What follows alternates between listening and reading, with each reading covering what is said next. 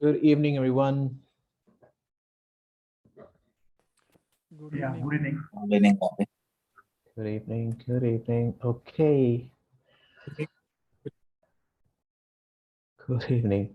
Alrighty. So, guys, today we are going to talk about something which is called as SD-WAN, and what I'm going to do is so I am expecting a little bit of doubts and confusions when it comes to SD-WAN, since we have just we were doing the routing lab last week, and this time it's SD-WAN. So although it was SSL VPN, but I thought let's start off with the SD-WAN because you would be able to make a good guess and try to understand what exactly SD-WAN is all about and what is routing and how these things are different in a way, right? So we're going to basically go about that and what SD-WAN is all about. Although there's there's a whole complete course on SD-WAN, but then this would be like an introduction, because a lot of time what I've seen is that students or people or engineers, whoever are working on the firewalls, they would like to know about SD-WAN, because that's one of the topics which is really in the market and everyone is expecting to know about that. And people in the interview also talks a lot about SD-WAN, right? So I thought let's go ahead and add that into the course as well, so that it helps you to understand the concept, the topic, how do you configure this on the FortiGate firewall, and maybe talk about this as well if in case you are in an interview, or maybe let's just say you are part of an integration team where you have to deploy this kind of a setup. Okay, so we are going to talk about the SD-WAN, what exactly this is, how it works, and what's the whole point of having an SD-WAN in the first place, right? So what I'm going to do as of now, I'm going to mute you for maybe let's say around 20-30 minutes, and then I'll open up for questions and answers. Okay. All right. So we should hold on, let me see. Okay. Yeah. Okay. All right. So let's start. I'll just go ahead and mute you. If in case there's something urgent, you feel like there's something which you would like to basically talk about, you're still free to put it in the chat window. I'll be having one eye on the chat window, so if in case there is anything, just put it over there. Okay, alrighty. Okay, so SD-WAN. So when we are talking about SD-WAN, I mean, the first thing which we need to understand is that why was this came into the picture, why is it, what is the need. So we are going to talk about all these things today. Okay, now SD-WAN is nothing but software defined WAN. In one line, if I would have to say about SD-WAN, is nothing but load balancing, but in a good package. That's it. Okay, it's just WAN load balancing, but in a very good package, so that it has a different features and all that stuff. But the end of the day, if you want to understand what exactly this is, it's just that it's just load balancing. Okay, now see, SD-WAN, there is no such interface, right? It's not like port 1, 2, or 3 which is configured on your firewall and you call that an SD-WAN. No, it's a virtual interface. Okay, so this virtual, you have to create a virtual interface. You have to name that interface as SD-WAN, and then you'll have to basically, pull some interfaces that can be a part of that SD-WAN. Okay, now SD-WAN is a virtual interface which consists of a group of members, okay, or group of member interfaces that can be connected to different link types. Okay, FortiGate groups all the members interfaces into single virtual interface, which we are going to call SD-WAN. Okay, now using this SD-WAN, it simplifies the configuration, because the administrator can configure a single set of routes and firewall policies and apply them to all the member interfaces. There can be just one SD-WAN interface, and it could include maybe two interface, three interface, or four interfaces, which is basically your multiple ISPs, right? So what you can do is you can have multiple ISPs clubbed together in a group, and that group is called as an SD-WAN. All right. So if I have to create a route, I can just use the SD-WAN, virtual interface, and I can create all the routes. I can create all the firewall policies rather than individually mapping the firewall policies to, ISP1, ISP2, ISP3. I can just go ahead and, use the virtual interface of SD-WAN and make all the firewall policies. So basically, in a way, it helps the firewall administrator, do its job much efficiently. Okay. Now, one of the main motivators for deploying the SD-WAN is its effectiveness. Okay, so when you're using multiple WAN links, right, uh, it's quite effective. Now, how is that? See, effective WAN use is achieved by using various load balancing algorithms. All right. So as I said in the beginning, right, that SD-WAN is nothing but just load balancing of the ISPs, right? So how is that effective way? See, what happens is the way you configure the SD-WAN, the way you use the load balancing algorithms, okay, that makes it efficient in the implementation that you have. Okay, so when I say effective WAN use is achieved using various load balancing algorithms, these load balancing algorithms are bandwidth or sessions or application aware routing. These are the load balancing algorithms which we are going to see today. Okay, now another important feature of SD-WAN is link quality measurement. Okay. Now, when I say link quality measurement, what does it mean? See, link quality measurement is nothing but, let's say, for example, you have an ISP who has guaranteed you that that ISP would have the lowest, lowest lag, no jitters, and no performance issues, and no slowness in the network, and blah blah blah. So there are multiple ways and configuration that you can apply on your FortiGate firewall to measure the performance of the interface, because end of the day, that is what it matters, right? If in case you have a 100 Mbps connection and you are getting 40 Mbps or 50 Mbps, then what's the point of having that kind of an ISP, right? If you have an ISP which is giving you let's say 1 gig of connection, but then from that 1 gig you're not able to get the proper usage of it, then what's the point of that ISP, right? So there should be some kind of a measurement that could help you achieve that target, that okay, if that ISP is giving you 1 gig of speed, I should be able to measure that, yeah. Or if the ISP is saying there will be no lag, no jitters, and nothing at all, performance issues, then there should be a way to understand that, right? So we are going to basically look into that how the FortiGate determines the latency, the jitter, the packet loss percentage for each link.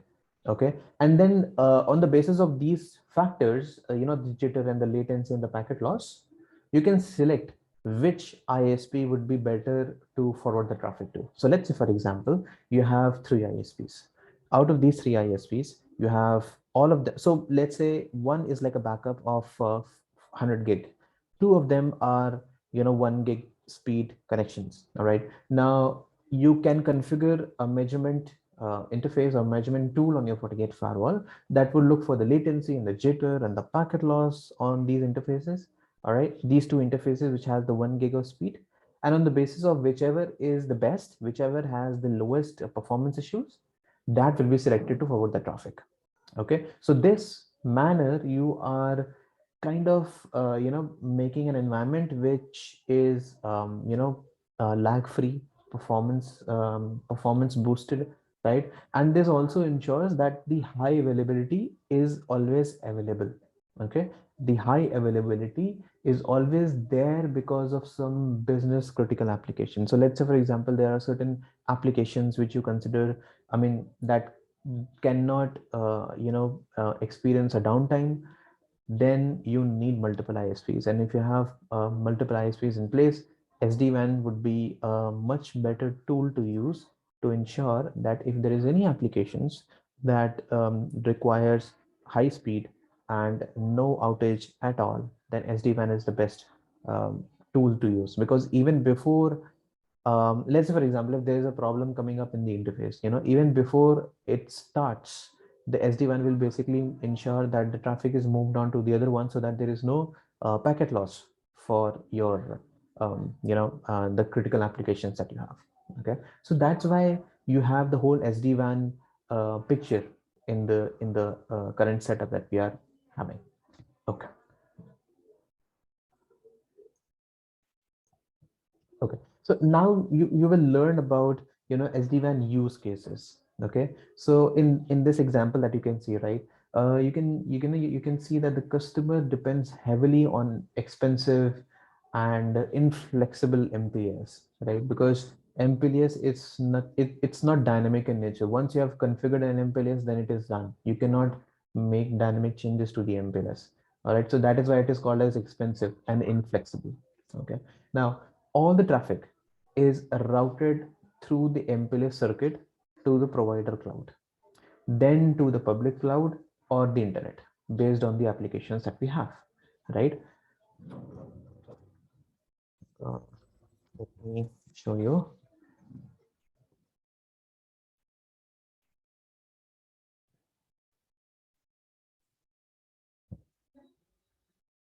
Okay. Now over here, that as I was saying that we can see that this is the branch, right? Now from the branch, all the traffic which is going, it's going through your MPLS connection, right? Now from this MPLS circuit, okay, it is going to the cloud, all right? And then from the cloud, it is basically going to either your public cloud or the internet based on whatever applications that you have. All right, so it's the public cloud or your internet, but then there is no other way of getting this done. I mean, as of now, everything has to go through the MPLS connection. That's what it has.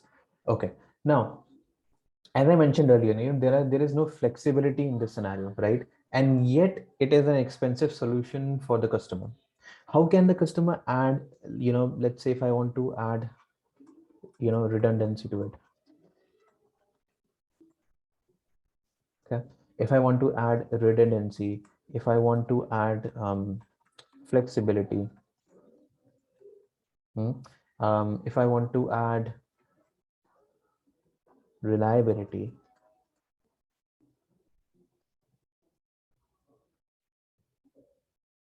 okay, and most importantly, nothing, I mean, you cannot beat this down, security, right? So if I have to have all these things, redundancy, flexibility, reliability, security, don't you think these are all adjectives? Yeah. But then the point over here is that you need some kind of a feature which could help you, get all these things done. You know, the redundancy part, the flexibility part, the reliability part, and the security part. If one feature is able to give you all these things, then that's a winner for you, right? So over here, that is what the SD-WAN is all doing for us. Okay. Now, how can the customer will make sure that you are able to get all these things without adding costly infrastructure? That's the whole point. I mean, that's the whole point of having a business where you can get all the features but with the lowest cost, right? So this is what we are going to learn over here. Okay, now let me remove all these things. Yeah, clear this off. Okay. Hmm.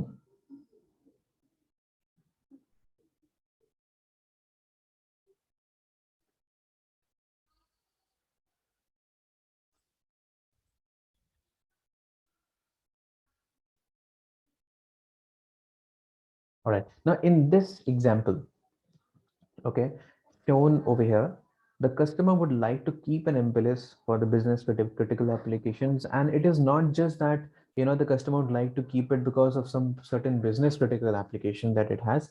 It is also, you can think that as of now, let's just say that you are trying to migrate the traffic from, the conventional and traditional setup that you have of MPLS. And then you slowly want to, move out from the MPLS and slowly, get into the SD-WAN. But then it's not like a switch that you can just on and off, and then the traffic will be gone. Okay, it's not like that. So it is always like a slow migration, right? So a slow migration basically means you keep the current setup in place, and then you configure the new setup in place, and then slowly and gradually you transfer part of the traffic to the newer setup. Once the all the setup is being transferred to the newer setup, and there is no challenges and issues which is coming up, okay, then you slowly remove the old setup that you have. Okay, that is what I have learned over the years, that whenever you are trying to do a migration, that's the best thing that you can do. Keep the old setup in place. All right, configure the new setup, slowly and gradually move on the whole network to the new setup. Once the whole setup is being migrated to the new setup, there is no all the challenges and all the loopholes that arises because of you are migrating the traffic from the new old setup to the new setup. Once all those things are done, go ahead and remove the old setup. That's like a smooth transition. There is also another way, which is basically shifting everything to the new one, and then whatever the loopholes are, slowly and gradually fix them up. But then that's like a it's very difficult one. It's very not so user friendly, and there's a lot of interaction happening between multiple teams, and it's all about blame game and all that stuff. But then my point over here is that it's not that easy if you do that. I'm not saying it is not being done. It is being done, but then not a good practice to go for. All right. Now, see, MPLS is being used to send, the business critical traffic. All right. So this traffic, this connection that we have, this is all about your business critical applications, the voice and the video and all that stuff. Okay. Now, based on the, obviously the best path that we have, the less delay, jitter, packet loss, all these things which you have talked about, right? No delay. Okay. And no.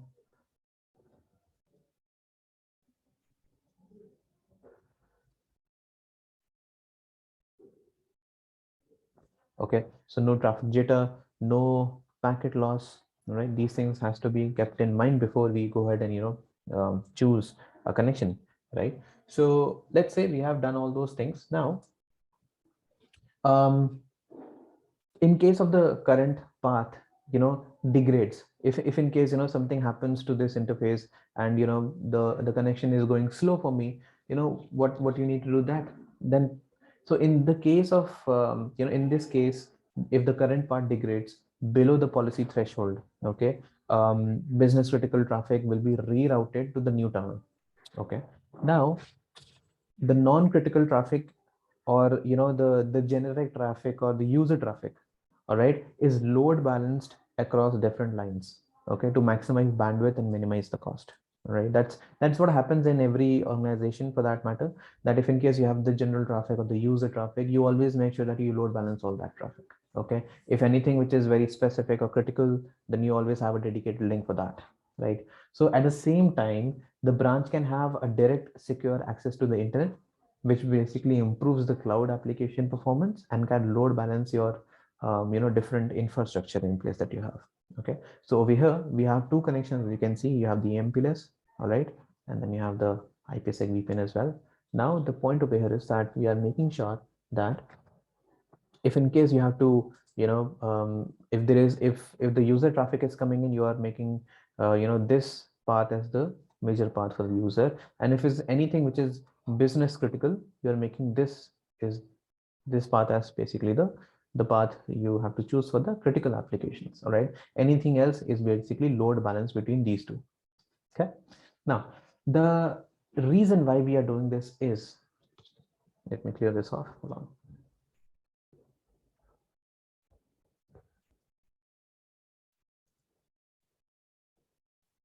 Okay, now we can see that the whole setup that we have over here is being removed. The MPLS connection is being removed. Okay, and we have VPNs in place. All right, so the costly MPLS is replaced by two internet VPN tunnels. All right, now the reason of this is because you gain robust resiliency, redundancy. Okay, and you are making sure that there is no problem in the the traffic that you are moving on. Okay, so what you are getting is, obviously you are getting the redundancy, that is for sure. All right, now I don't have to tell you that since it's a VPN connection, security is there, right? Okay, so you are getting that robust resiliency, redundancy, security. All right, so by replacing the MPLS, the customer can now minimize the cost of maximizing quality. Okay, what I mean is that with the usage of these VPN tunnels in place, what you're doing is, you're, first of all, the first thing which is happening is you are reducing the cost. Okay, and you are ensuring that there is no strict rule for moving the connection. You can basically use any of these interfaces to move out the traffic. All right, you have these connections in place. So business apps, as you can see, load balanced across different lines, so bandwidth is optimized, right? You can see the critical applications, best path is chosen depending on the latency, jitter, and the packet loss. Yeah, and direct secure access to the internet, SaaS and IaaS. So SaaS is basically security as a service, and IaaS is infrastructure as a service. All right, so you can have all these things in place without having your costly MPLS. All right, so that's what matters. Now the SD-WAN solution is just this. I'll group all these things and that's it. All right, now the SD-WAN is basically, as I said, it is also called as network. If in case you, if in case what you, if in case, sorry, if in case in an interview you are asked a question about what exactly the SD-WAN is, you can just throw this term out. It's impressive and people know that what you are talking about. So it's called as a network application aware solution.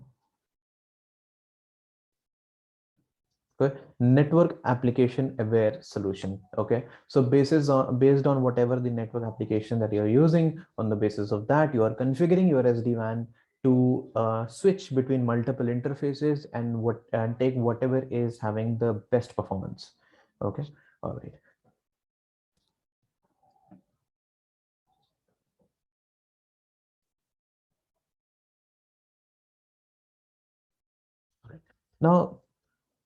Now, I'm going to basically talk about the configuration part. I wanted to tell you all these things today is because once we are going to do the practical, which is pretty sure tomorrow, so you would be able to know that, okay, what interface I'm using, what's the point of using that interface, what's the configuration is all about. So basically you will have a much better idea of why am I doing what I'm doing and why you are doing what you're doing in the lab as well. All right, okay, so when you configure the SD-WAN, you must specify at least two members interfaces. All right, your their associated gateways. So you can clearly look over here. I'll zoom this up a little bit. Yeah. See over here, what you can see, there are multiple interfaces we are using. Okay. So in our lab environment as well, we are going to use two interface. Okay. It's not that you cannot, I mean, it's just that bare minimum that is required to configure in SD-WAN. You can have even three interfaces or four interfaces. That's upon you, but yes, you need at least two. Okay. So now we can see that they have the IP addresses, their gateways, and the download, the cost, and all that stuff. Okay. Now you should configure the SD-WAN early during the initial setup of the FortiGate. Now, why do I say that? Now that's all experience. My point over here is that because if an interface is already referenced by a firewall policy or a static route for that matter, okay, if an interface is already being used in a route or maybe a firewall policy, you cannot use it as a member interface. All right. So you have to ensure that whatever interface that you are taking, it is free. Now, when I say free, meaning it is not being used by any firewall policy or a route. Okay. Because if you are doing a new setup, if it is a new configuration, I would definitely go ahead and say that just make sure that as is the SD-WAN, are you guys trying to deploy the SD-WAN maybe in the coming months or 6 months or a year or whatever it is? Because what will happen is, let's say for example, and this happened in my one of the clients, that they were not having much idea about what they have to do in the coming years. They configured the interfaces and all that stuff. The policies were working great, no issues at all. 6 months down the line, they thought of, I mean, because of certain challenges with the server farm and because of certain challenges with the ISPs, they kind of thought that, okay, I think we have to move on to a bigger setup and an SD-WAN situation that could basically help us give some kind of a load balancing and a high availability on the server farm. Because if in case one of the ISPs goes down, which they were facing, it's quite an issue, right? So it's a service issue, which and a lot of their customers were also complaining. So nobody likes that, right? So they had to come up with a situation, and then the whole situation was quite challenging because we have to ensure that we have to configure everything from the scratch. We have to remove everything from the scratch and then slowly and gradually move on to the next one. So that is why I say from my own experience that if in case you want to move on to the SD-WAN, if it is a new setup, great, nothing like it. Okay. Always ensure that you have space for SD-WAN. You configure the SD-WAN in place. Doesn't matter if it is not being used right now, you can keep it as a configuration to be used in the future. Okay. If it is a new setup, but then if it is a migration, then I mean, obviously we have to, start off from what we have and, make sure that we have the current setup, the future setup already. Okay. Now, so again, as I said, that if you are going to or if your intention is to use an interface as an SD-WAN member, then that interface should not be referenced by any other policy. Okay. You must delete any if in case, so let's say for example, so this the experience example which I told you about, right?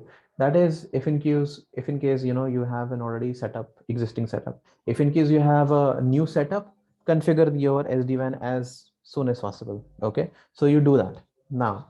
If in case you have an existing setup for multiple years, couple of years, there is no way you can go back and remove whatever firewall policies you have. Now what you need to do now in this kind of a situation, you have to ensure, first thing is that you will go ahead and take into account what all firewall policies you have, what all static routes you have. Okay. And what all interfaces are being used on those firewall policies and routes. Once you have this information, create an Excel sheet, Excel sheet, and put in the information about what all routes you have, what all the interfaces are being used, what are the firewall policies, corresponding firewall policies to that. Okay. Why do you need to keep those information? The reason is that once you have this information in place, it would be easier for you to migrate. It would be easier for you to understand the current setup that you have and how do you have to migrate that to a new setup. All right. So that's very, very important for you. Now, um, once you have this information, okay, the SD-WAN would, first of all, it supports physical interfaces. So you have to basically make sure that you have a physical interfaces. It is not mandatory to have that because it also supports VLANs, aggregate, and IPsec interfaces as well. All right. So if in case you want to use an IPsec interface, because let's say, for example, you have a branch locations or multiple branch locations which you are connecting through the IPsec VPN, you can add them to the SD-WAN as well. No problem in that. All right. So you can have your physical interface, you can have VLANs, you can have aggregate interfaces, you can have IPsec interfaces, you can have all these types. Okay, there's no restrictions or limitations for that. Now, you can also easily add another member interface at a later date to add more bandwidth or some QoS options. Okay, it is not that once you create an SD-WAN and you have 3 interfaces into it, and then you cannot add more. It is not like that. Okay, it's dynamic in nature. If in case let's say you start off with just 2 ISPs. Okay, let's say the company or the organization has grown to a level where the organization demands to have maybe 3 interfaces or 4 interfaces in the ISP because it's catering to SD, it's catering to server farm and a lot of different clients, and some of the clients have a dedicated ISPs and all that stuff.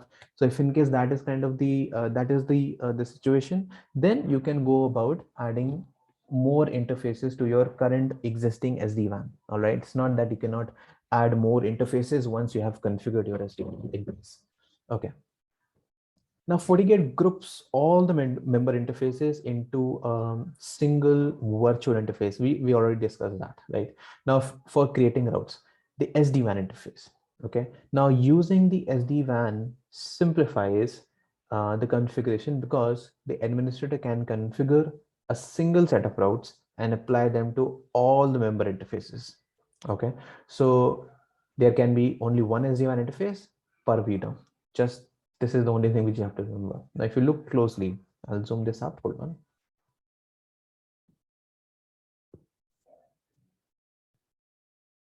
Yeah. Okay. Now, see, this is the place where I'm talking about. So, do you see this over here? The virtual WAN link, and then inside this, you have the port 1 and the port 2. So, whenever you're going to apply a route or whenever you're going to apply a firewall policy, the interface that you're going to call would be the virtual WAN link, not the port 1 or the port 2. You will be calling in the virtual WAN link. That's what you are going to talk, you are going to use. Okay. All right.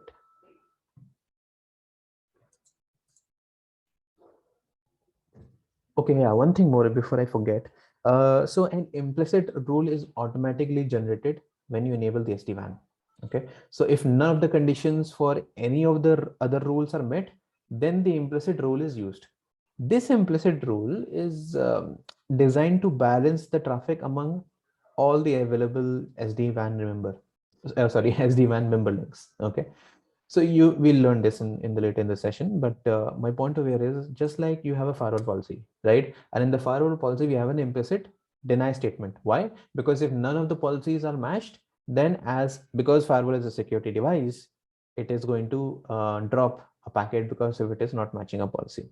Same thing is applied on the SD-WAN as well, but then SD-WAN is like an ISP load balancing, right? So you are not dropping the packet. What you are trying to do is that if in case whatever rules that you have created, let's say for example, there is a traffic coming in and none of the rules is matching that, then you have an implicit deny statement that is going to apply that and load balance that traffic to all the ISPs that you have.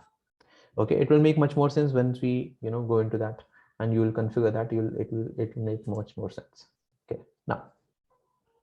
Okay, so when we say about the algorithms and the load balancing method, these are what we are talking about. Okay, all right. Now let's see over here what we have. See, SD-WAN load balancing uses traffic distribution methods. Okay, which is similar to those used by the ECMP. Remember last week we did that ECMP equal cost multiple path. Yeah. But however, the SD-WAN link load balancing includes one more load balancing method. Okay, that is called as a volume. Okay, all right. Now see, by default, the load balance mode is set to this guy, the source IP. Okay. However, you can change this load balancing mode to any of the following. It could be source IP, source destination IP, or weight base and all that stuff. You can use that as well.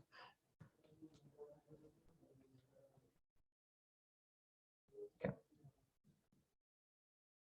And if you look closely over here, when you see the source IP, I mean, it's like self-explanatory that if you're using the source IP, which is the default one, traffic from the same source IP address will use the same interface. All right.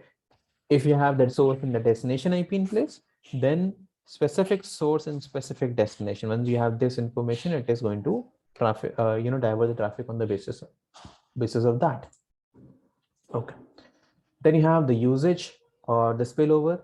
Now the traffic uses the first interface until some threshold is reached, then it uses the next one. So let's say, for example, you have a setup where you say that you have a 1 gig of connection speed, and then you say that if 800 Mbps of my interface is already being used, then switch over all the traffic um, to the different ISP that you have. So what will happen is your interface will not be used completely. It will still be able to perform better, and whatever the spillover is, okay, that spillover will be handled by the another ISP. So in a way, you would be able to handle all the traffic. You would be able to give all the performance to your network as well, and there will be no slowness of performance issues coming up in your interfaces. All right, that is what is called as usage or spillover. Session. Traffic is distributed based on the weights assigned to the interface. Now that's like a ratio based proportion where you say that 75-25 or 50-50 or 60-40, right? And the basis of whatever weight you have on the interface, that amount of traffic will be provided to that interface. Okay. Once you are going to configure this, it will make much more sense. And volume. So traffic is distributed on the traffic volume. Now this is on the byte section. So it's like how many bytes or how many KBs or MBs of traffic you want to be used by, so let's say again 1 gig of connection, and I say that if the traffic is going above 600 Mbps, or if the number of bytes through that interface is above 600 Mbps, all right, MBs for that matter, then you are using a different interface. Now again, depending on what kind of infrastructure you have, what kind of your network is, you use the different kind of load balancing method. Now the most being used is the source and destination IP, the usage spillover one, okay, and the session weight. That's the most used. Volume and the source IP are not being used that much, but again, depending on the situation and the scenario, you use the interfaces. Okay, now, okay, all right. So, okay, guys, I'll take a quick 1 minute. Getting a call from the office. Just give me 1 minute, and then we'll start off.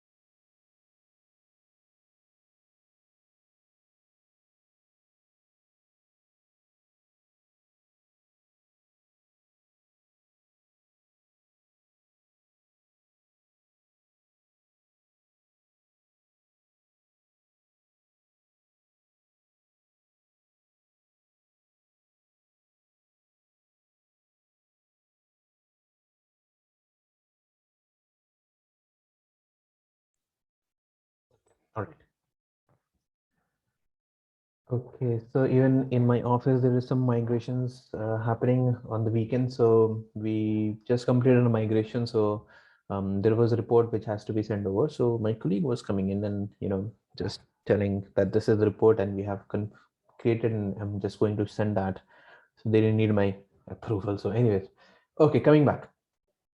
So SD-WAN zones, let's talk about that. So you can divide the SD-WAN interfaces into smaller logical groups, which is called as SD-WAN zones. Okay. Now you can use these SD-WAN zones in the firewall policies to allow to allow you to have more granular control over traffic being inspected and allowed. Okay. You can create multiple SD-WAN zones for SD-WAN members. However, SD-WAN members cannot be shared between multiple zones. Okay, by default, FortiGate has the virtual WAN zone link zone already created. Okay, all right. Now, when you create an SD-WAN member, you must specify an interface, SD-WAN zone, and a gateway address. Okay, you can use the default SD-WAN zone created on FortiGate, or you can create a new SD-WAN zone. After you assign an SD-WAN interface to an SD-WAN zone, you have the option to change the zone. Okay, so this is how you are going to configure in the lab as well. Okay, all right. Now, after you enable the SD-WAN and configure the member interfaces and the load balancing method, a logical interface with the name SD-WAN is automatically added to, to the network list when you create a static route. Okay. So next, you must create the routes using this virtual interface, right? So whenever you're going to configure any routes, okay, you have to just make sure that you're using that SD-WAN as the route, right? Because now everything that you're going to forward the traffic to, it will be using the SD-WAN. So that is what we are going to do. Now for firewall policies, you must use the SD-WAN zones as maybe the source interface or the destination interface. Okay, you can't use individual members. Okay, you have to ensure that you're using the SD-WAN. Okay, all right. Now, even though you must configure the routes using the SD-WAN virtual interface, FortiGate installs individual routes for the member interfaces in the routing table. Now, these routes share the same attributes, meaning the destination address, the subnet, the distance, and the priority. Okay. Now, what happens is these routes, or I would say, this allows the FortiGate to remove individual routes in the event of an interface outage, okay, and redirect all the traffic to the remaining member interfaces. It's just like, how we do the ECMP routing. It's just similar to that, but then the only difference is that since you have an SD-WAN over here, even if the route fails for you, doesn't matter, you would be having another interface, and on the basis of whatever load balancing method you have used, it is going to use that. Okay, alrighty, knowledge check. So which method of load balancing is supported by SD-WAN but not supported by ECMP? Volume. Okay. This is important for people who are going for the examination or the certification. They need to for certification. It is not being asked in the interviews or maybe on the lab environment. Okay. Now, which configuration task is correct when implementing SD-WAN? Configure a default route using the SD-WAN virtual interface. Yes, absolutely. If you have the SD-WAN implementation is in place, there's no point of having individual interfaces to be used. You should be going with the SD-WAN. Okay. Next, performance SLA. Right. So that's the crux of using the SD-WAN. Okay. The whole point of using an SD-WAN. Okay. Now we are going to learn about the two parts that makes up the performance SLA. All right, the link health monitor and the SLA targets. Okay, so what these things are and why do we need that? Okay, let's see.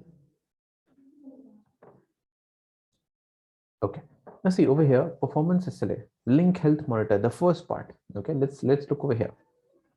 Okay, see the link health monitor is a mechanism that detects whether a router along the path is stopped or maybe degraded.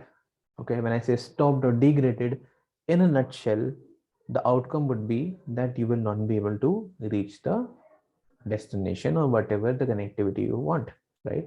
Now FortiGate can check the status, the health of each of these SD-WAN member interface participating in the performance itself based on the detection mode that you have selected. Okay, so this is one thing which you have to be very, very careful about, that what kind of setup that you want to deploy over here. Okay, all right.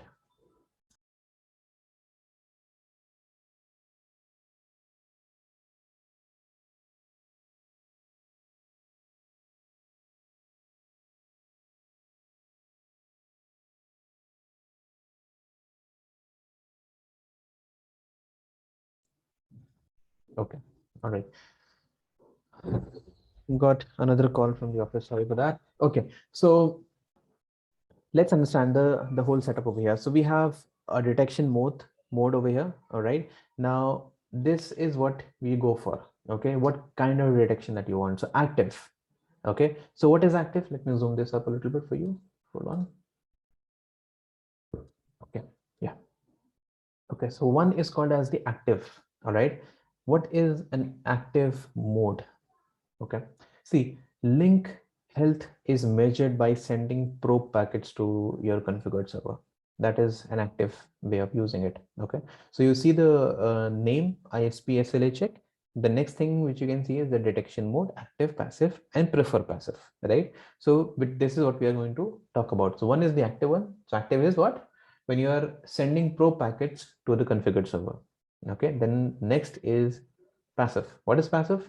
Passive is basically, again, link health is measured using session information that is captured on the firewall policies, okay, that have passive WAN health measurement enabled. Okay, you must have seen in the firewall policies, so there's a column which is about the number of traffic which is being sent and received, right? So on the basis of that, the session information that is being used by that particular firewall policy, that is used for the performance.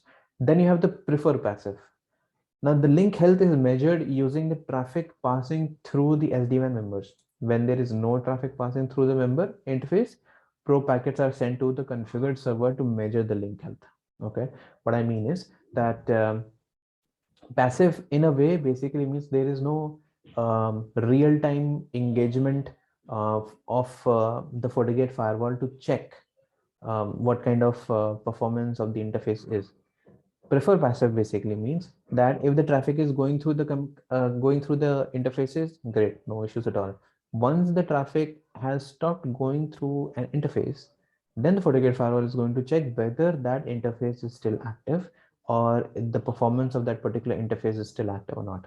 Okay, if it is still, I mean, let's say for example, if in case the performance of that particular interface is not good, okay, then the switchover will happen to another interface. Otherwise, the firewall will still use this interface.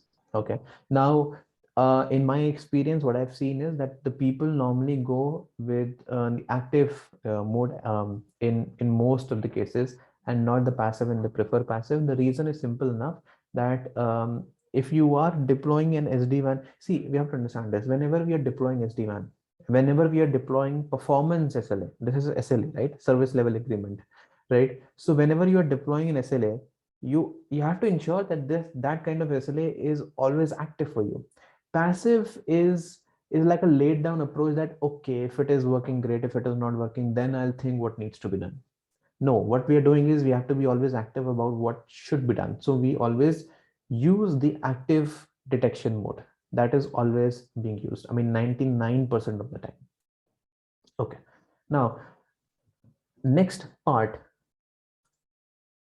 See, you can specify up to 2 servers that you can use for link measurement. Okay, this basically guards against a server being a fault. Okay, or not the link. Okay, when you have 2 servers in place, like 4.2.2 and 4.2.1. So let's say, I mean, although a very less chances, but then still, let's say for example 4.2 had some issues.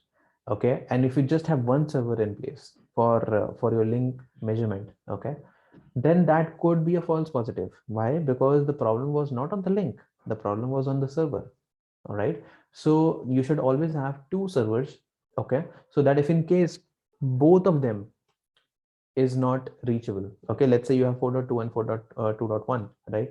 If both of them stops working from an interface, then that is a good judgment to make that yes, the interface is a problem, not the server.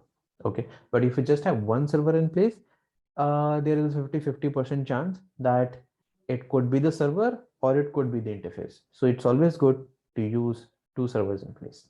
Okay, now it's what we normally go when we are using or when we are configuring this kind of setup. It is not mandatory. It is not that you have to use the two servers, but it is just recommended. It is just the experience which talks about that if you have two, you will always be ensured that this is 100% an interface issue and not the server issue. Okay. Okay. All right. Yeah, the next is the participants. You can choose that which interfaces you want to be a part of in this performance SLA check. Okay. Normally it is always the all the interfaces, because what's the point of it leaving one interface, right? So you always make sure that you have included all the interfaces.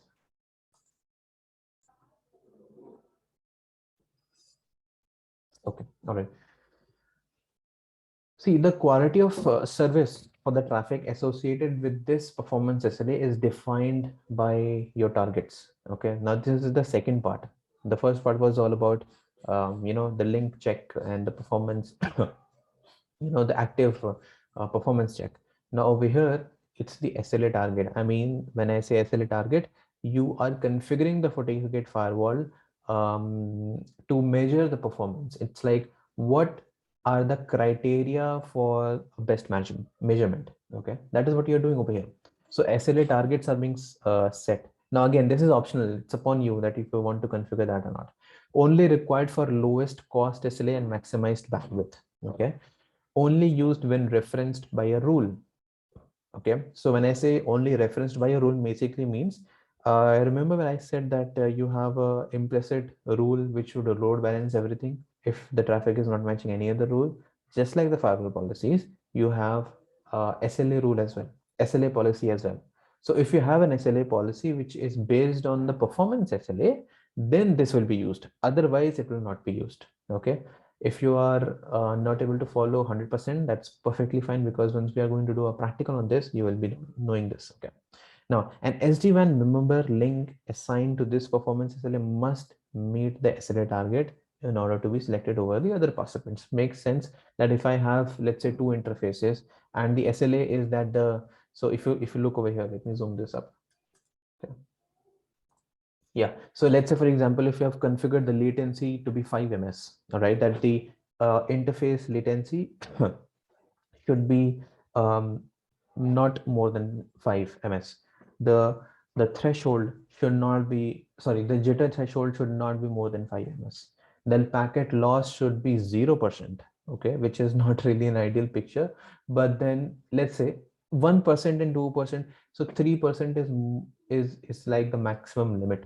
Okay, I mean, it's just experience that I'm talking about. It's not that you can even have 10% 20%, but the point is, if you are losing every 3 packet out of 10 packet, then it's a performance issue on the interface. That's what I'm saying, that the 0% threshold is like very optimistic, but 2% or 3% is a good amount of number that you can use if you want to have a packet loss threshold.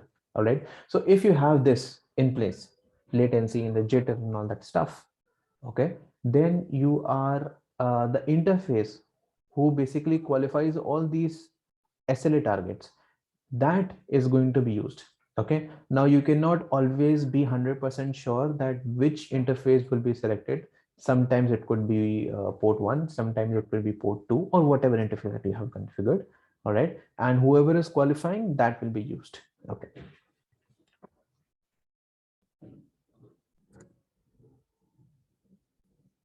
Now, see, the link status, all right, contains settings that specify how often the system checks the link status to determine if it needs to transfer the traffic to another link or not. Okay.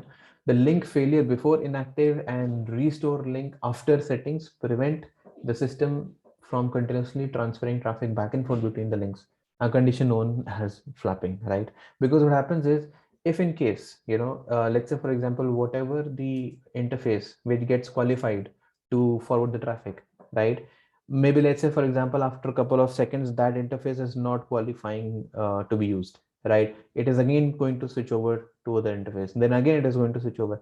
Now, if this is happening multiple times and if it is happening very frequently, then this is called as route flapping. Route flapping is an issue, right? So that's why I always say that if you are being really optimistic and you say that 0% loss should be there and all that stuff, then you are inviting route flapping by your own self, right? So that is why your configuration should be more realistic about what kind of interfaces that you have, and on the basis of that, you should be checking the the quality of the links. Now, when it says check interval 500 ms, failures before inactive 5, and restore link after 5, that basically means that it has to pass this check before it switches over to any interfaces. Okay, so check interval is 500 ms. All right, that's fine, no problem. Failures before inactive, that means the SLA target that you have set, right? It has to fail 5 times, then the link will fail over to the other one. Okay, so let's say you have port 1 and port 2, right? Port 1 is being checked for the performance SLA. Now every 500 ms, every 500 microseconds, I'm checking for the performance SLA. And if for 5 times that port 1 is failing to me, which is around 2.5 seconds, right? So if that is failing for me for 5 times, I am going to switch over to the other interface. Okay, now it says restore the link after 5 checks. Okay, so now again I'm going to check for 5 attempts and see if whether the connection is coming back or not, and on the basis of that, if it is working fine, I'm going to switch over. Okay, now this basically ensures that the route flapping is not active, and it's basically ensuring that the traffic stays on one interface as much as it is possible. And whatever, now again, if you go maybe by using so if you configure failure before inactive to 10 or 15, it's not a problem, you can do that. But my point is, if you're doing that kind of attempt, then it will basically create delays, and the whole point of having an SD-WAN will fail for you. All right, so 5 is a good number to go for. Okay, now check interval is 500 ms. If in case you want to be, I mean, if you feel like this is a very lower number, then you can maybe say 1000 ms. Okay, which is around a second. Okay, now which is also fine, because 5 seconds or 5-second rule or 10-second rule, it's okay. Okay, but then if you are going a little above 5-second rule or 10-second rule, then that basically defeats the whole purpose of using the SD-WAN, right? So the configuration that you see over here, this is a better option to choose for. Okay, now once you have configured this is how it will look like. Let me zoom this all down. Now you can see that the dedicated detected server that we have used is 4.2 and 2.1.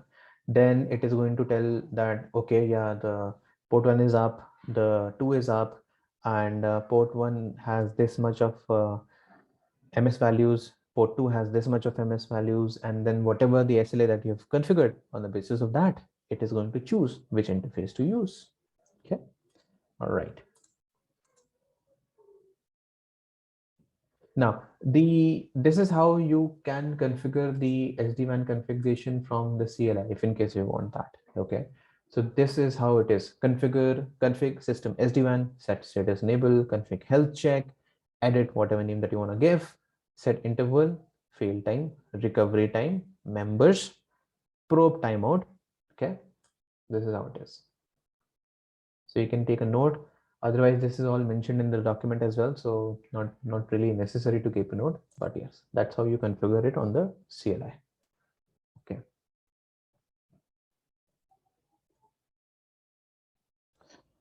Now check. So which link attribute is used in the SD-WAN link quality measurement? Latency. Always, not the cost, latency, because it's all about the performance, right? Now, which status check protocol is available only on the CLI? TCP echo. Okay, I didn't mention that. So TCP echo is being used if in case you want to use it in the CLI. I mean, you cannot use it on the GUI. TCP echo is again, it's like ICMP types, the multiple ICMP types that you have. Now again, this option is not being used much, but then if in case you want to, it is available on the CLI. Okay.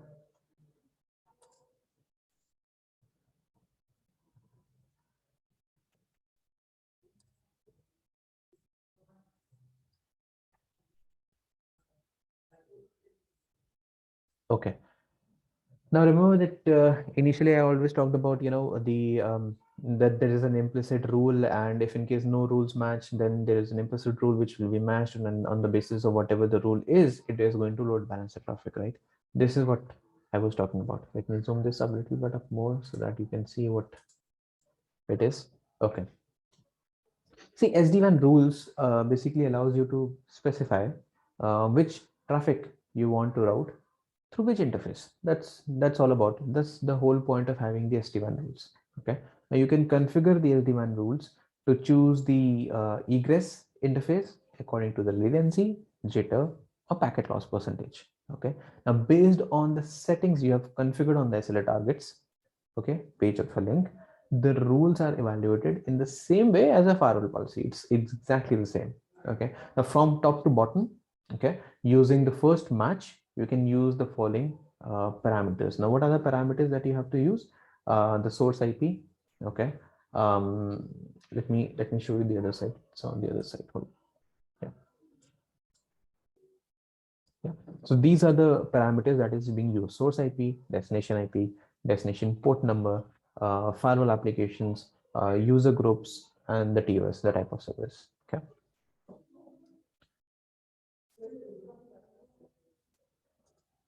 Now, SD-WAN rules basically offer quite a flexibility when you are matching the traffic. For example, you can route, let's say, Netflix traffic from a specified authenticated users through one ISP, while routing the rest of your internet traffic through maybe another ISP, right? So you can basically choose what kind of traffic can go through which interface. All right. Okay. All right. Now, SD-WAN internet service and applications, right? You can also choose that. Okay. You can use the internet service database as well as the application control database to, look, to understand that which kind of application you can use on which kind of interface. Just like an example which I was talking about in the last slide, that you can use the Netflix for one ISP, and for all the other traffic, you can use a different ISP. That's what it means over here. You can use the ISDP and select maybe Amazon or anything which you want for a different for a specific ISP. Okay. Now, FortiGate SD-WAN offers 4 strategies for selecting the outgoing interface. Okay, they are, or I should rather than saying strategy, it's more like a filter. Okay. Now, manual, best quality, lowest cost, and maximize bandwidth. Okay.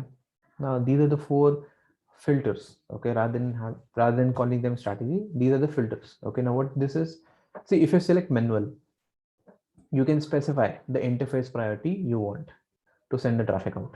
Okay, if the traffic matches the rule criteria, the traffic will go out from the first available interface based on the interface preference, whatever you have selected. This strategy does not depend on the performance SLA or the SLA targets. Why? Because you're choosing this manually, right? So again, if it is it's like a static route, you're telling the firewall to use this route every time. Okay, right. Best quality. Okay, so what is best quality? See, best quality strategy is based on the performance of the network that you have. Okay, so over here we can see that we have port 1 and port 2, which are included in the interface, right?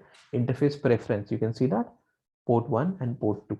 Okay, so port 1 is used because it is first on the list until the quality criteria of the network is 10% worse than that of port 2. Okay, so that is one thing that you have to look for. Okay, that whenever you have interfaces which is selected, okay, on the basis of that, all right, what is the worst condition that whatever the interface is going to be selected. Now by default the quality criteria is 10%, but you can change it on the CLI using there's a command which is called as set link cost threshold. Okay, set link cost threshold. You can use this command and change the percentage. Okay, but by default it's 10%. Okay, now don't use any of the SLAs over here. The quality check on the performance SLA, okay, is using only the server information, the health check against the quality criteria. You can use options of latency, jitter, and packet loss percentage. You can also use bandwidth options, downstream bandwidth, upstream bandwidth, or bidirectional bandwidth, so that the FortiGate selects the link based on the available bandwidth of the incoming, outgoing, or bidirectional traffic. This is useful because users may use some applications primarily for downloading and other applications primarily for uploading. Okay, there are, let's say for example, they are trying to upload some files, then they are using a different interface. If they are downloading something, they are using a different interface. Okay, so that is why again the rules depends on the client, the way that network is, and what kind of what kind of traffic is that you're trying to load balance over here. If in case the SD-WAN configuration that you have, maybe that is for maybe for your server farm. If a lot of people are trying to access the server farm and it is just for that, then the way you configure this could be different. Let's say for example this is a file server and a lot of people from the outside is trying to use this file server for maybe uploading a file or downloading a file, then the performance SLA could be different. Okay, so on the basis of what kind of topology or what kind of setup that your client has, the ratio and the performance and the values that you use could be different. Okay.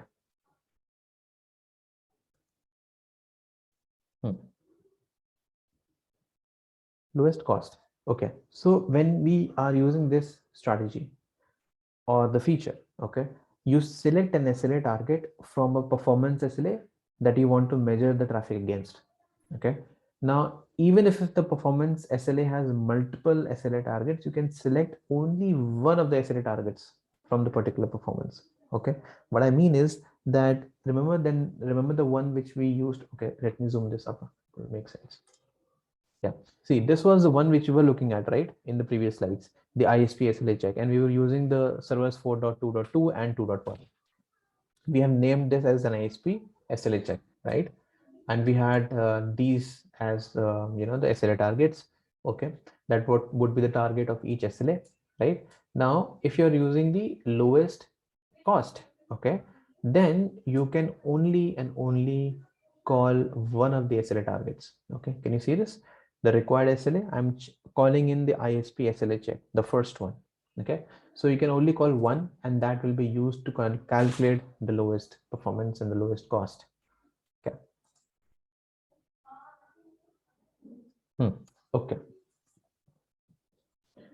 SD-WAN rules, lowest cost flow. This is the flow. Okay. First, the top priority will be given to the SLA target. Okay. Second will be the cost. Third would be the interface preference. Okay. So the FortiGate will check for the SLA requirements to select or eliminate any outgoing interface. That's the SLA target. That's what we have configured that for, right? Next is cost.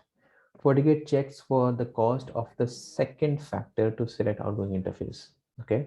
Then the preference. FortiGate checks the priority to select the outgoing interface. Now this is not mandatory, but then if in case the first preference or the SLA target is meeting, then you don't have to go for the second or the third.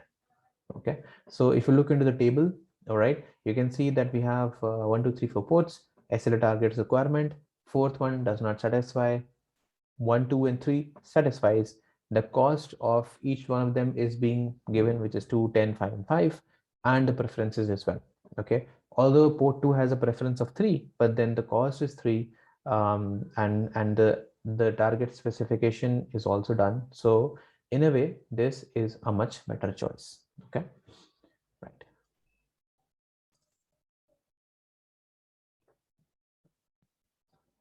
Now, although to be very honest, I mean, we would not be able to configure everything on the lab environment because this requires a lot of emulation and the simulation of a lot of interfaces, performance, and all that stuff, which is very, very difficult in a lab environment.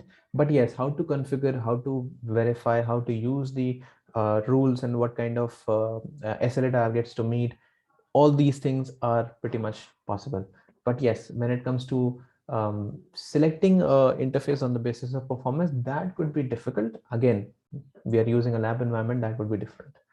Okay, all right. Now moving on to the maximum bandwidth. Okay, see, this feature basically introduces a new load balance mode, which is called as the SD-WAN rule. All right. Now, if the traffic matches the rule specifications, the traffic is load balanced among the selected members, which satisfies whatever your SLA is. If there are multiple SLA criteria, traffic is load balanced only to the members satisfying the most of the SLA criteria. Okay, so you can have, if you look closely over here, let me zoom this up. Okay, you see that required SLA target you have called in the ISP SLA, which was called in the earlier one as well, but it is not over here. It is not like you can only call one. You can call more than one. You can see the plus icon, which basically talks about that you can have more than one SLA check. Okay, now if you have two SLA checks and three SLA checks, then the interface that is going to be selected will be on the basis of whoever has qualified for all those SLAs. So if you have two or three SLAs, whatever interface qualified for that, it is going to use that particular interface. Okay. Right. Now the rules. So application specific rules are evaluated in the same way as a firewall policy, top to bottom. That's how it is. Okay. So these are the rules. How do you configure this? You go into the network, SD-WAN, and then the SD-WAN rules. Okay. So let's say for Skype, you have one rule. For voice traffic, you have different one. For YouTube, you have a different one. All right. So on the basis of you can have these rules on the basis of the applications. You can have it on the basis of the network. So basically SD-WAN gives you this feature that doesn't matter what kind of traffic it is, you can use the SD-WAN on that. Okay, if it is application, go ahead and use it. If it is network based traffic, go ahead and use it. Okay.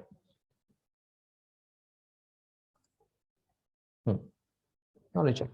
So what is an SD-WAN rule matching parameter for traffic sources? User groups.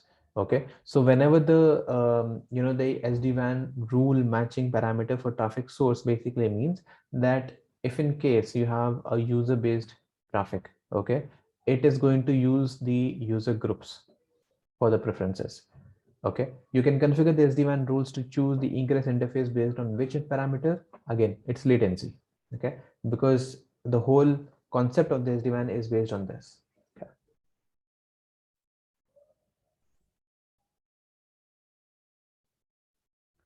The diagnostics. Okay. Now you can use this SD-WAN usage monitor to view traffic distribution between the member interfaces, right? So it's like a way you would be able to know that, okay, how much traffic is being used by which interface. Okay, because according to whatever interface is being used, you would be able to see that traffic which is being going through, or whatever bandwidth or volume or sessions, whatever it is, you will be able to get to know that information. Okay.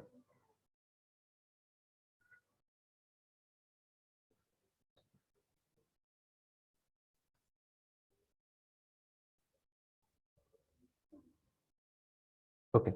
Now, because link quality plays a big role in the link selection when using the SD-WAN,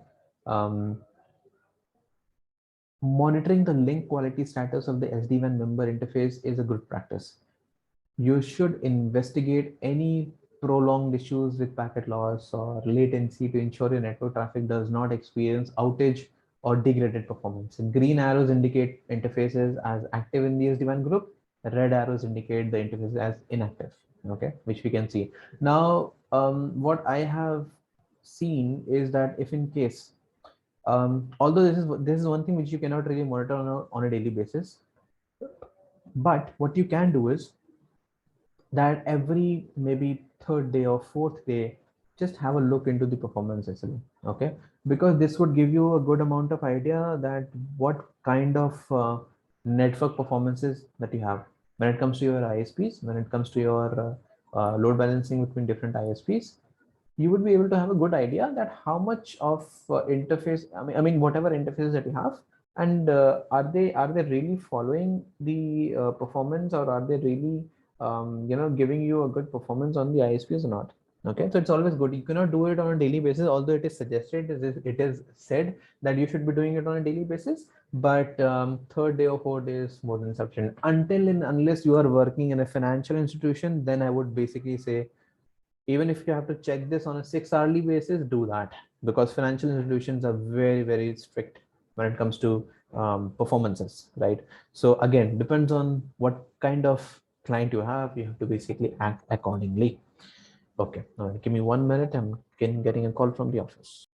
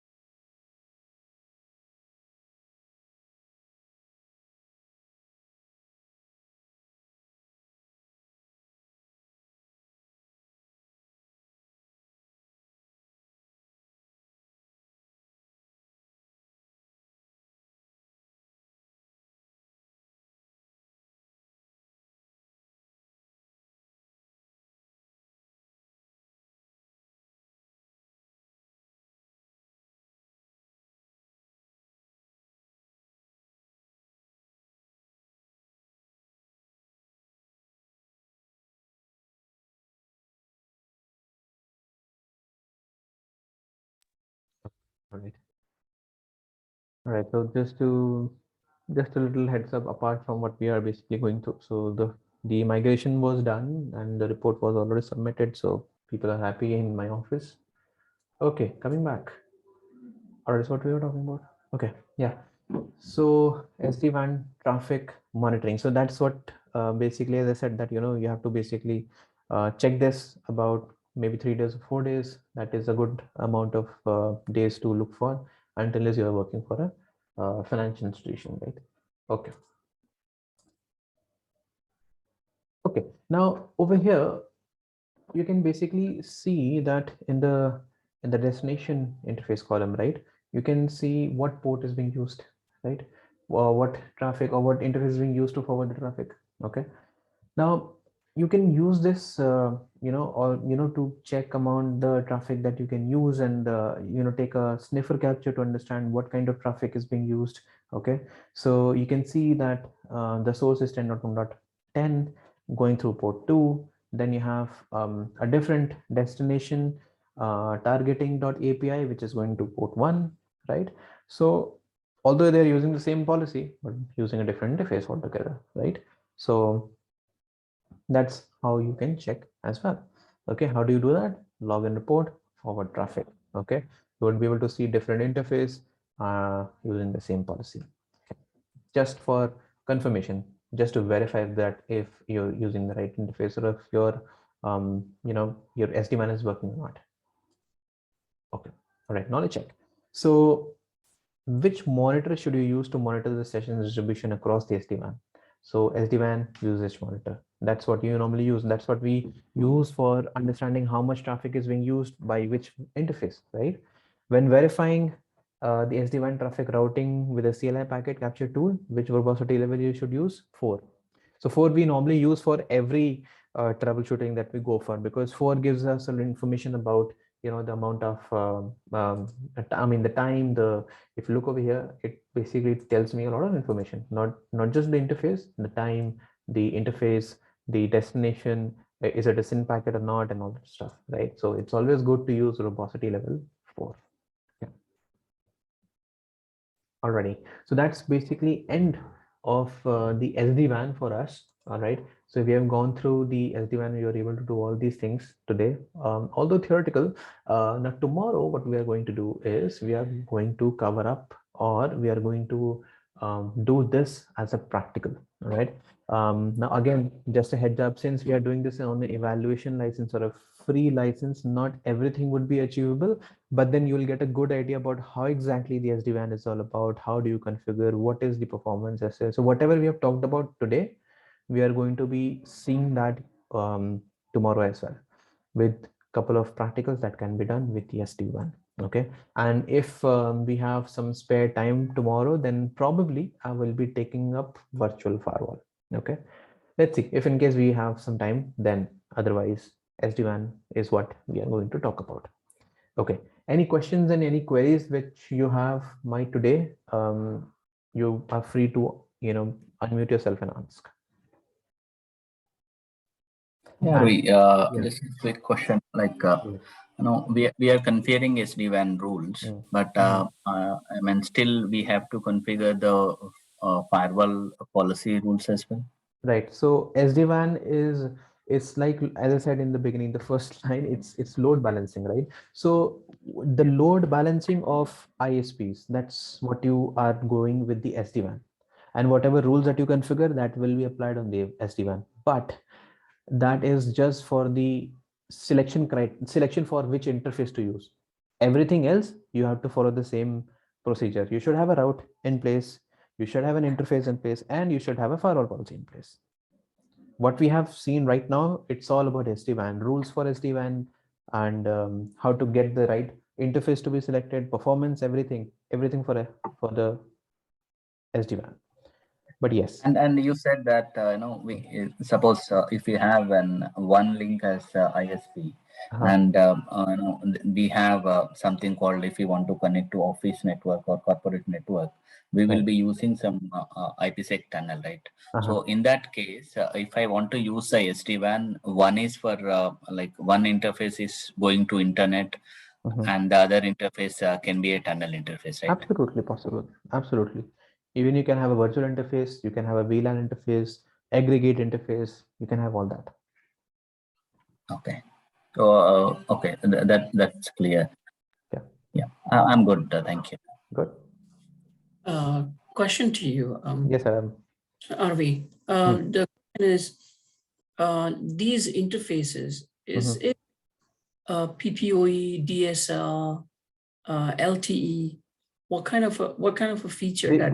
These are fine. I mean, even if you're going with that, doesn't matter. So it's like what interface, is it a physical interface, virtual interface, or an aggregate interface? That is what it talks about. It does not matter if it is working on the DHCP or a PPOE or LTE. It doesn't matter. You can use them as well. Okay, so I can take LTE or DSL, or Yep. dial, whatever those, Yeah, definitely. and club them as a virtual interface, correct? Absolutely. And then I put them into SD-WAN. Right. Basically, if I understand correctly, is there LTE interface there on FortiGate too, right? You can configure that, yes. The only thing that you have to ensure is that if in case you have a dial-up or an LTE or a PPOE connection in place, it has to be an active one, meaning the traffic should be able to forward. I mean, if it is not active, it is deactivated, then there's no point of using that interface. But then the only thing is, if it is active, you can use it, and you can configure these as well on the firewall as well. So PPOE is also supported, Definitely. and LTE is also supported on this. Absolutely. Yes. Yep.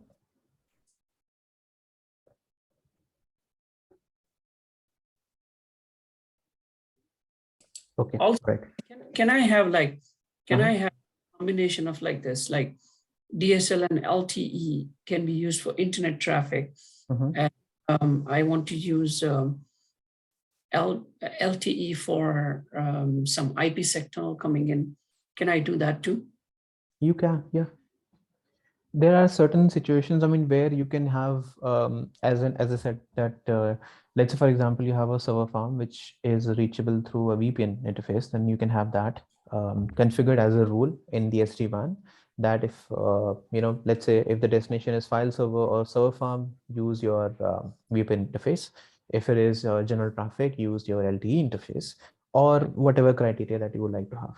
On the basis of the rules, you can have that. Okay. Okay. All right. For I have one question. For ECMP, how can I enable spillover? For ECMP, how would you? Okay. So that is, let's do a thing. I'll probably show it tomorrow once we have the practical session going on, right? So I'll show you that. Just remind me, okay? Okay. So just remind me tomorrow once we complete the SD-WAN, okay? Then we should be having some spare time. I'll show you that, okay? Okay, that's good. Okay. All right, so if not any further questions, then we can pause for today, and tomorrow we'll again meet up 6 o'clock IST time and start off with the SD-WAN practicals, okay? And if in case we have, if you have good enough time, then probably I'll start off with a new topic, which is virtual firewalls. It's a theoretical session again, because virtual firewall or VDOM is a purely licensed feature. So there's no way I can show you a practical approach to that. But yes, I can definitely, talk about it, about the theory, about the type of questions that you get, and how do you work when you have a virtual firewall in place and all that stuff. So again, it depends on the timing. If we have enough time left, then we might start off a new topic. Otherwise, we'll have great amount of fun with the SD-WAN. I would suggest please have virtual firewall, because that's very important too in the real life. Oh yeah, definitely. Thank you. Okay, no problem. All right, so Questions? Any more questions? Sunil? Yes. Virtual firewall you means VDOM? Yes, that's what I said. That VDOM is, again, it's a license-based feature, so we cannot do any practicals on it, but yes, theory will be able to take it up. Okay. Okay. NSXT is a part of VMware, right? Yeah. Okay. How that came into the question? I mean, were you looking No, at because that is also a virtual firewall for oh yeah, right. Okay. just confusing if it's a FortiGate product or if it's a No. Okay. All right. So let's pause for now today, and we'll meet up tomorrow. We'll start off the practical, and then we'll start off with the VDOM. Okay. Feel free to ask me anything in the group as well. So if in case you have anything, just make sure that you ping in the group or ping me, no problem at all. Okay. All right, guys. I'll see you tomorrow. Good night.